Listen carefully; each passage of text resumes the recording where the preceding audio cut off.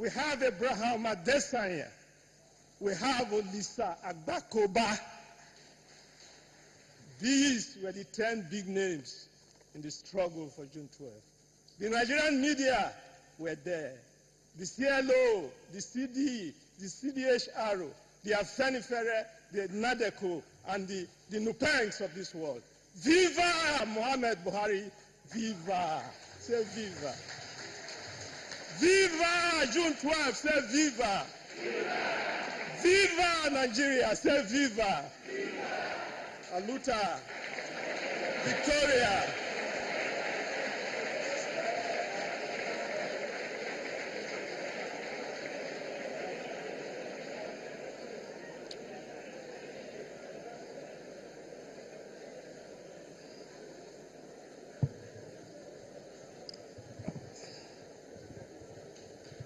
We thank Chief Frank Kokori for those remarks. In spite of the fact that he's retired, he still spoke as a labor unionist. Let's put our hands, ladies and gentlemen, for Mr. Frank Kokori. May I now, Your Excellencies, distinguished guests, ladies and gentlemen, invite Femi Falana, SAN, lawyer and an activist, to please come forward. Okay, thank you. Mr. President, Mr. Vice President, distinguished guests, ladies and gentlemen, I'm lucky to be here. I'm indeed lucky to be here because I went in and out of illegal detention centers that I could have lost my life, but I'm lucky to be here. There was a time we were brought here, sir, from Kuje prison here, because we were fighting for the validation of June 12th. The fellow who annulled, who engaged in the criminal annulment of the election, left us in detention and went home to Mina.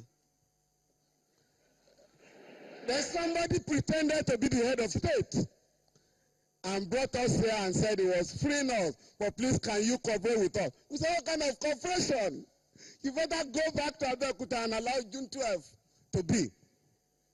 Mr. President, we thank you very tremendously for recognizing June 12th. Some people are saying you should declare the result. You have declared the results. We now know the winner of that election officially, who is now being honored with the order of GCFR, reserved for heads of government in Nigeria. Sir, before this regime, we have had 7 governments, 7, that pretended that June 12 did not exist. In the words of Abiola, they were clapping with one hand. Today, we are clapping with 2 hands. Thank you, Mr. President. But let me leave you with what Abiola would have wanted today. It is farewell to poverty. Mr. President, we want you to engage Nigerians to wage a meaningful fight against poverty in this country. We have enormous resources to make every Nigerian happy. Sir, by virtue of Section 16 of the Nigeria Constitution, ensure that the collective wealth, the Commonwealth of Nigeria, remains in the hands of our people and not in the hands of a few people. For Gani Fawehinmi, sir, apart from his contribution to the June 12 struggle, you are also honoring Gani for his defense of human rights, the rights of the Nigerian people. Sir, with effect from today, I urge you, Mr. President, to direct all security forces in Nigeria and the police in the spirit of June 12 to respect the fundamental rights of every Nigerian in this country. Finally, sir, finally, Mr. President, the human rights community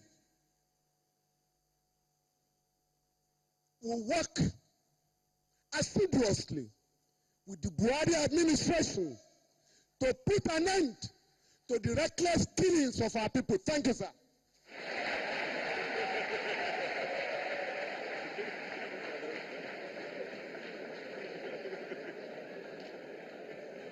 We thank Mr. Femi Falana for those remarks. Your Excellencies, distinguished guests, ladies and gentlemen, permit me to now invite Professor Wole Soyinka to please come over to the podium.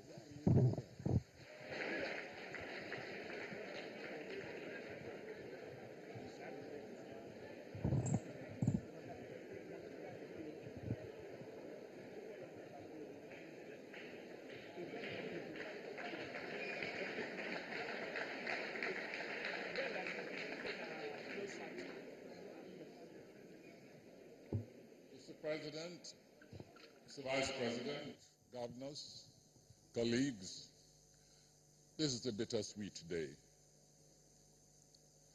I should perhaps begin by saying that I am delighted to be able to be here to participate in this ceremony.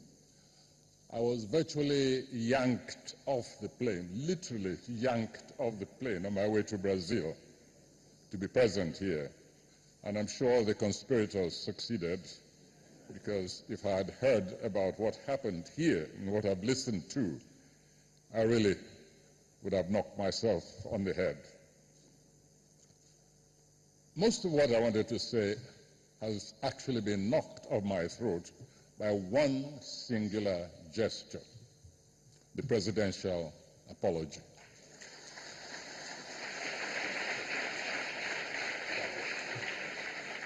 It's a dimension which I did not expect from today's ceremonies, and I had a lot to say.